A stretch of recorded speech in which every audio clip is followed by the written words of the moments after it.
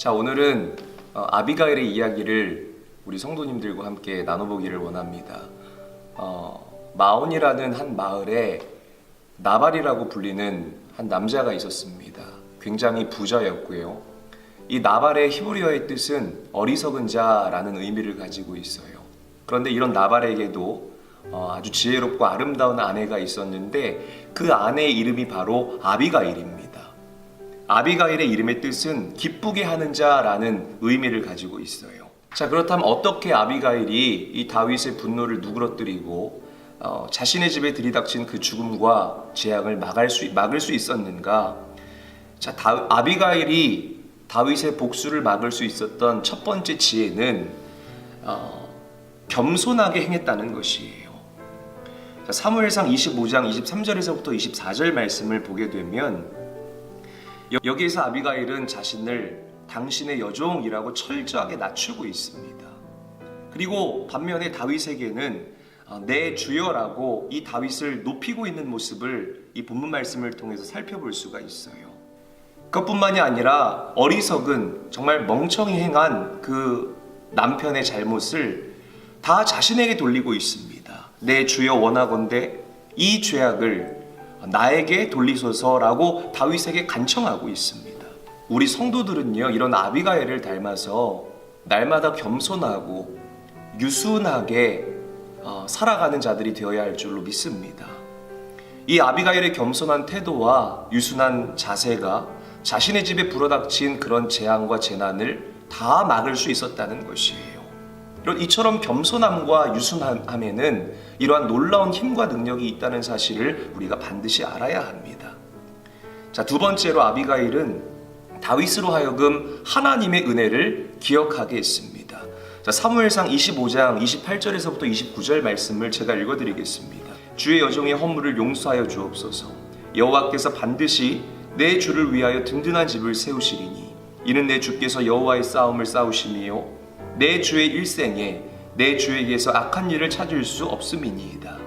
사람이 일어나서 내 주를 쫓아 내 주의 생명을 찾을지라도 내 주의 생명은 내 주의 하나님 여호와와 함께 생명싸개 속에 쌓였을 것이요 내 주의 원수들의 생명은 물매로 던지듯 여호와께서 그것을 던지시리이다.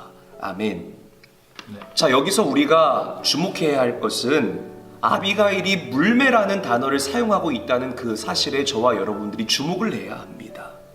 자, 여러분, 아비가일이 이 물매라는 이 단어를 통해서 과연 다윗에게 무엇을 생각나게 했을지 우리가 한번 생각을 해봤으면 좋겠습니다. 무엇을 생각하게 했을까요? 바로 골리앗과의 싸움을 이 아비가일이 생각하게 했을 거라는 거예요. 솜털 뽀송뽀송했던 이 어린 소년 다윗이 어떻게 3m나 되는 그런 블레셋의 장수 골리앗과의 전투에서 이길 수가 있었겠습니까? 다윗이 전쟁에 능했기 때문에, 싸움의 기술이 출중했기 때문에? 아니요, 그렇지 않습니다. 이 다윗과 골리앗과의 싸움에서 다윗이 승리할 수 있었던 가장 큰 이유는 전적인 하나님의 은혜였다는 것을 이 물매라는 단어를 통해서 아비가일이 다윗에게 회상하고 또 상기시키고 있다는 거예요.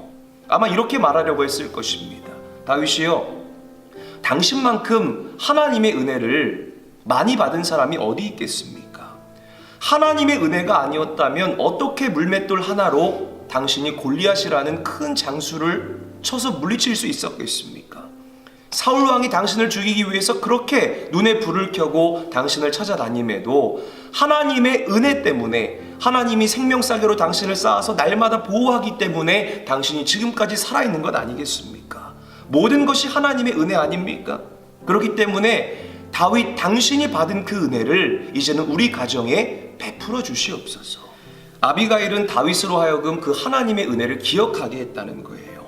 여러분, 다른 사람을 향해서 분노하는 것은 우리가 하나님께로부터 받은 은혜를 망각했을 때에 어둠이 우리에게 주는 그런 나약함입니다. 우리는 은혜 받은 자들로서 다른 사람을 그 은혜로 더 사랑하며 살아가는 자들이 되어야 할 줄로 믿습니다. 여러분, 아비가일의 지금의 위치를 여러분들이 한번 떠올려보고 상상해봤으면 좋겠습니다. 아비가일은 지금 분노한 다윗과 그리고 어리석은 나발 가운데에 서 있습니다. 다시 한번 강조할게요. 아비가일은 지금 분노한 다윗과 어리석은 나발 가운데 서 있습니다. 이 가운데라는 이 위치가요 굉장히 중요한 위치입니다. 여러분, 이런 아비가일의 위치하면 무엇이 떠오릅니까? 바로 예수님이 떠올라야 돼요.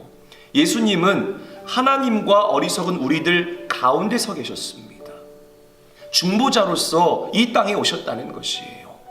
그래서 부족하고 연약한 어리석은, 정말 나발과 같이 어리석은 저와 여러분들을 위해서 십자가에 달려 죽으셨다는 것입니다. 그리고 저와 여러분들은 그 은혜로 말미암아 이 땅을 살아가고 있습니다. 여러분, 우리는요 가운데 서 있는 자들이에요. 그 하나님의 은혜로 가정에서도 여러분들은 남편과 자녀들 혹은 아내와 자녀들 가운데 서 있는 자들일 것이고, 사회에 나가서도 사장님과 직원들 가운데 서 있는 사람들일 것이고, 이 세상에서도 하나님과 믿지 않는 사람들 가운데 서 있는 자들이 바로 저와 여러분들입니다.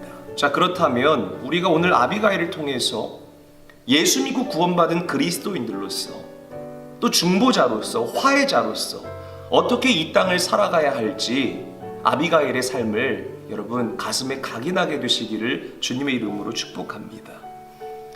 말씀을 맺기를 원합니다. 혹시 생각만 해도 속이 뒤집히는 나발과 같은 사람이 있습니까?